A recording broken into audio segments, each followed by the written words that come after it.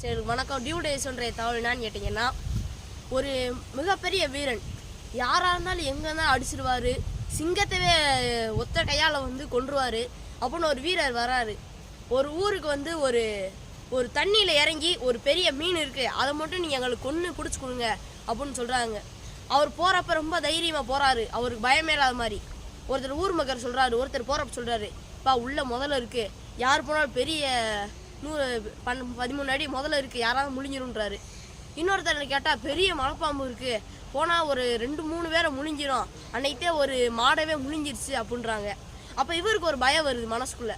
இத்தனை நாள் பயம் இல்லாதவர் அவங்க சொல்கிற கேட்குறாரு, முதல்ல இருக்கே, ஐயோ முதல்ல நம்மளை என்ன பண்ணிடும், பாம்பு இருக்கான், மாடை முழிஞ்சிருச்சா, நம்மளை முழிஞ்சிருச்சா என்ன பண்ணுன்னு இத்தனை நாள் யார் சொல்கிறத கேட்காம தைரியமாக இருந்தால் மற்றவங்க சொல்கிறத கேட்டு பயம் வருதுன்னா அப்போ நம்ம மனசு எப்படி இருக்குன்னு பார்த்துக்கோங்க.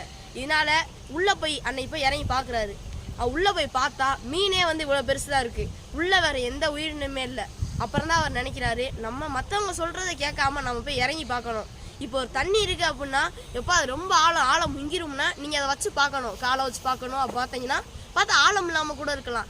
இது மாதிரி தான் ஒரு சில பேர் சொல்கிறத கேட்டு நம்பி நம்ம பயந்துடக்கூடாது. நம்ம குறிக்கோளை சுற்றி ஆராய்ஞ்சு பார்த்து முடிவு பண்ணி விஷயத்தையும் நம்ம செய்கிறதுக்கு முன்னாடி யோசிக்கணும். அதுக்காக யோசிச்சுட்டே இருந்தால் வேலையே நடக்காது. அதனால் யோசிங்க, சிந்திங்க, உடனே அதுக்கான முயற்சி எடுத்துருங்க. எனவே இனிய காலை வணக்கம் வணக்கம் வணக்கம்.